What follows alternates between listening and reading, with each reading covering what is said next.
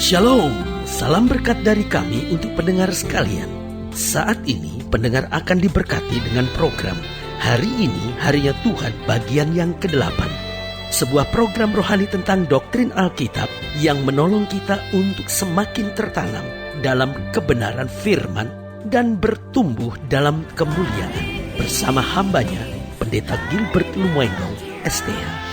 Banyak orang merasa doktrin Alkitab sebagai sesuatu yang membingungkan. Tetapi tahukah saudara bahwa doktrin Alkitab intinya adalah memahami Alkitab dengan benar, dengan pemahaman yang sistematis, sehingga kita terus dapat tertanam di dalam kebenaran firman, sehingga kita terus bertumbuh di dalam kemuliaan Allah.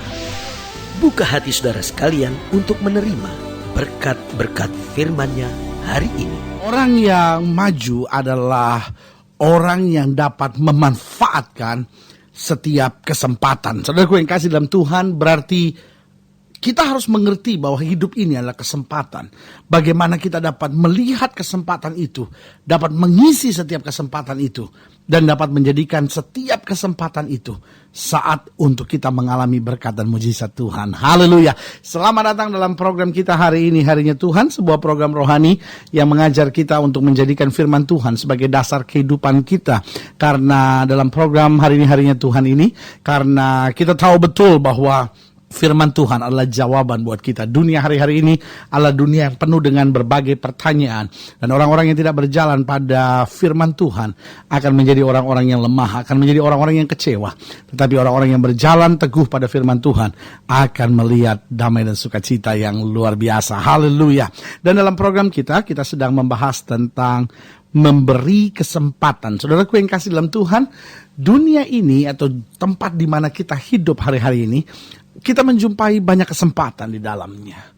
Hanya tinggal persoalannya bagaimana kita memanfaatkan kesempatan-kesempatan tersebut. Ada banyak-banyak orang yang akhirnya hidup dalam kegagalan. Kenapa? Karena dia menyia-nyiakan berbagai kesempatan yang ada. Tetapi orang yang sukses bukan berarti orang yang gak punya masalah. Orang yang sukses bukan berarti orang yang tidak menghadapi tantangan. Orang yang sukses bukan bahkan berarti orang yang tidak pernah menghadapi kegagalan. Tetapi orang yang sukses adalah orang yang bisa mengisi setiap kesempatan dengan positif. Dan akhirnya melihat perkara-perkara yang dahsyat dan luar biasa dari Tuhan. Nah, saudaraku yang kasih dalam Tuhan, dalam Lukas pasal 13, pembahasan kita hari ini, kita masuk dalam Lukas pasal 13, ayat yang ke-6 sampai ayat yang ke-9. Demikian firman Tuhan. Lalu Yesus mengatakan perumpamaan ini. Seorang mempunyai pohon ara yang tumbuh di kebun anggurnya. Dan ia datang untuk mencari buah pada pohon itu. Tetapi ia tidak menemukannya. Lalu ia berkata kepada pengurus kebun anggur itu, sudah 3 tahun aku datang mencari buah pada pohon ara ini dan aku tidak menemukannya. Tebanglah pohon itu. Lihat saudaraku yang kasih dalam Tuhan. Jadi pemilik pohon ara ini menanam pohon ara untuk menantikan buahnya. Tetapi setelah 3 tahun dia menunggu tidak berbuah, akhirnya marahlah pemilik dari pohon ara ini, dan dia berkata, kalau begitu nggak ada gunanya, tebang saja. Untuk apa ia hidup di tanah ini dengan percuma? Tapi jawab orang itu, Tuhan, biarkanlah dia tumbuh tahun ini lagi, aku akan mencangkul tanah sekelilingnya dan memberi pupuk kepadanya. Mungkin tahun depan ia berbuah, jika tidak, tebanglah dia. Nah, pelajaran apa yang bisa kita terima di sini? Yang bisa kita terima di sini bahwa Tuhan menyelamatkan hidup kita dengan sebuah misi.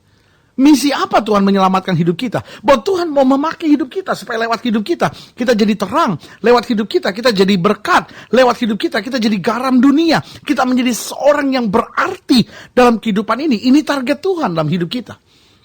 Tetapi apa yang terjadi? Setelah Allah memilih kita, lalu hidup kita tidak berguna, hidup kita tidak berarti, kita tidak menunjukkan ciri sebagai orang percaya, kita tidak menunjukkan ciri sebagai anak Tuhan, kita tidak menunjukkan ciri sebagai anak-anak terang. Apa yang terjadi? Tuhan akan menebang kita, karena Alkitab berkata, tanaman yang berbuah akan dibersihkannya. Dan yang sudah berbuah dibersihkan lebih lagi. Tetapi tanaman yang tidak berbuah akan dipotongnya dan dilemparkan ke dalam api. Kenapa? Karena Tuhan tidak akan memakai dan membuang waktunya percuma hanya untuk orang-orang yang tidak mau dibentuk dan diproses oleh Tuhan. Nah, saudaraku yang kasih dalam Tuhan, apa yang terjadi kemudian? Orang ini berkata, beri aku kesempatan. Beri aku kesempatan. Saudara gue yang kekasih dalam Tuhan, saya percaya kalimat inilah yang Kristus sedang katakan. Beri aku kesempatan, darahku telah tercurah. Aku mengirimkan Roh Kudus supaya menggemburkan tanah hatinya. Nah, Roh Kudus sebetulnya adalah kesempatan buat kita untuk kita kembali kepada rencana Allah yang sempurna. Nah, saudaraku yang kasih dalam Tuhan, tetapi dengan tegas, pengusaha dari pohon ara ini berkata, 1 tahun aku akan berbuat segalanya buat pohon ini, tetapi kalau tetap dia tidak berbuah, tebang dia. Nah, saudaraku yang kasih dalam Tuhan, dari ayat-ayat bacaan ini kita bisa belajar perkara yang indah. Yang pertama, Tuhan memberi kesempatan buat kita agar kita berbuah. Tuhan bahkan menyiapkan apa saja buat kita. Tuhan memberikan firman, Tuhan memberikan pengampunan buat kita, Tuhan melupakan segala kesalahan kita, Tuhan memberi kuasa buat kita, Tuhan memberikan Roh Kudusnya, Tuhan mengutus malaikatnya. Nah, dari pihak Allah semuanya Tuhan beri. Untuk apa? Memberi kesempatan buat kita agar hidup Kristen kita berbuah. Karena itulah target Tuhan dalam kehidupan kita. Target Tuhan dalam hidup kita supaya kita mengeluarkan buah. Nah, mungkin sudah mendengar program ini dan sudah berkata, buah apa yang dimaksud? Jelas, yang pertama adalah buah roh. Dari hidup kita terpancar kasih, damai sejahtera, kemurahan, kelemah lembutan, penguasaan diri. Nah, buah roh harus terpancar dari hidup kita. Tetapi yang kedua, bukan hanya buah roh, tetapi buah-buah pelayanan dalam kehidupan kita. Apa artinya buah-buah pelayanan? Artinya lewat hidup kita dapat menasihati orang yang sudah jauh dari Tuhan, akhirnya kembali. Itu buah dalam hidup kita. Orang yang tadinya sudah punya perempuan lain, bertemu dengan kita bicara tentang kasih Tuhan, dia bertobat, dia lepaskan wanita itu, dia kembali kepada istrinya. Itu buah dari pelayanan. Orang yang tadinya terlibat dengan narkoba karena stres hidupnya, kita bicara tentang Yesus menjamah hidupnya. Itu adalah buah dari pelayanan. Nah, setiap kita harus mengeluarkan dua-duanya. Ada banyak orang sebetulnya hidupnya mengeluarkan buah roh, tetapi dia tidak berani mengeluarkan buah pelayanan. Tapi sebaliknya ada orang-orang yang punya buah-buah pelayanan yang baik, tapi tidak mengeluarkan buah roh yang baik. Nah, saudaraku yang kasih dalam Tuhan, keduanya harus berjalan dengan seimbang. Karena lewat buah-buah roh harus lahir buah-buah pelayanan. Dan buah-buah pelayanan harus didasari pada buah-buah roh. Nah, ketika dua-duanya berjalan dengan seimbang, maka apa yang terjadi? Hidup kekristenan kita, saya sebut menjadi hidup kekristenan yang berkualitas. Jadi sekali lagi, Tuhan memberi kesempatan, Tuhan mencurahkan segala-galanya. Kenapa? Agar kita berbuah. Kalau saudara dapat berkat dari Tuhan, saudara dapat mujizat dari Tuhan, itu bukan sesuatu yang perlu kita sombongkan, tapi itu sesuatu yang kita perlu naikkan syukur. Dengan satu kesadaran Tuhan beri segala sesuatunya buat saya ini, supaya hidup kekristenan saya berbuah. Sudah terlampau banyak orang Kristen yang saya sebut orang-orang Kristen yang mandul, yang hidup bertahun-tahun masuk gereja, tapi betul-betul gak pernah memberi arti dalam kehidupannya. Orang banyak berkata, dia aktif ya di gereja ya, tapi mulutnya kok begitu ya. Dia aktif dalam gereja ya, tapi kok kelakuannya begitu ya. Dia aktif dalam gereja ya, tapi judinya gak berhenti-berhenti, mabuknya gak berhenti-berhenti. Kok dia aktif di gereja ya, tapi mulutnya ngomongin orang terus, mulutnya gak ada aturannya. Dan saudaraku yang kasih dalam Tuhan, ini yang saya sebut, kita mantul dalam kekristenan kita, yang seperti ini dipotong dan dibuang oleh Tuhan. Jadi sekali lagi saya mau ingatkan, Tuhan memberi kesempatan dalam kehidupan kita agar kita berbuah.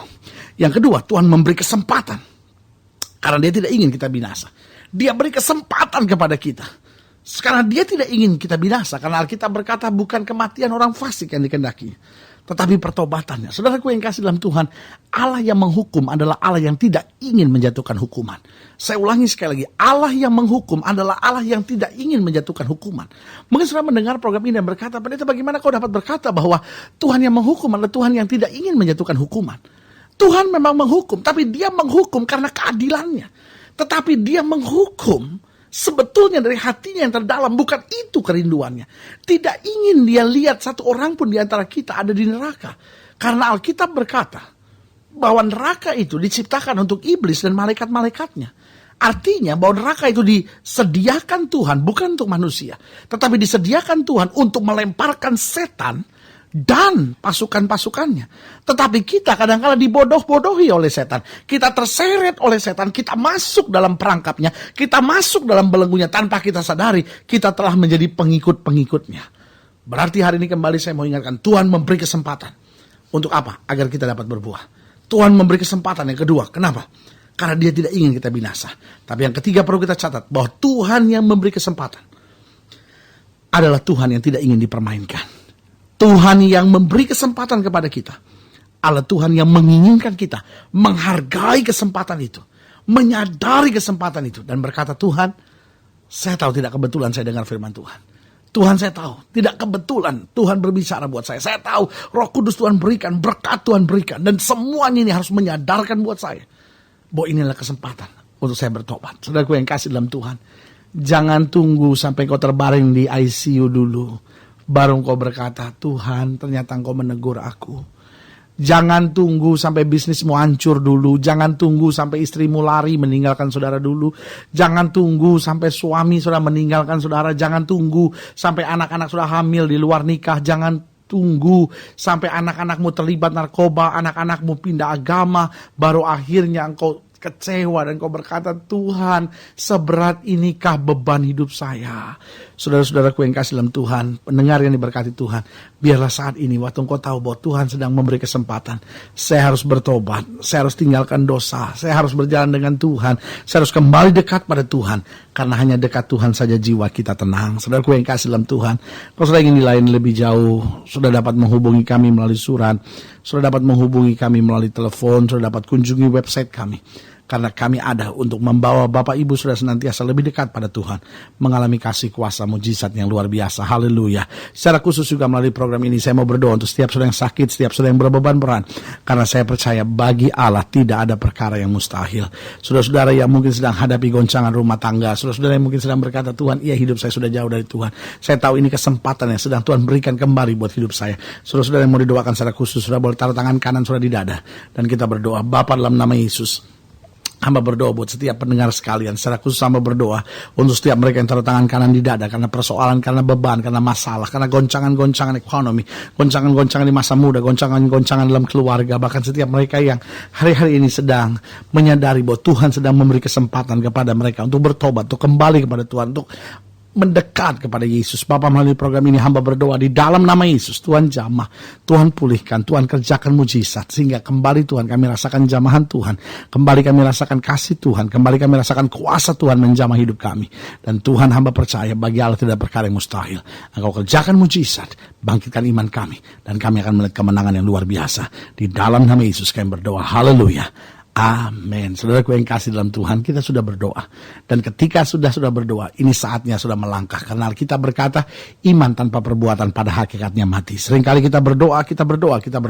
Tapi kita tidak mau melangkah. Setelah kita berdoa, biarlah kita melangkah, kita imani apa yang sudah kita doakan. Dan kita bilang, Tuhan, saya mau berjalan dekat saja sama Tuhan. Saya mau hidup berbuah. Saya ingin lewat hidup saya orang lain diselamatkan. Dan saya mau berjalan senantiasa takut akan Tuhan. Karena kita tahu selama kita tempatkan Kristus sebagai yang paling utama dalam hidup kita, tidak akan pernah dia mengecewakan kita. Haleluya. Doa saya menyertai saudara, dan ingat, jangan takut menghadapi apapun, tetap bersemangat, bersukacita. Karena ingat, bersama Yesus kita cakap menang segala perkara. Ingat, jangan lupa, jadikan hari ini harinya Tuhan. Haleluya.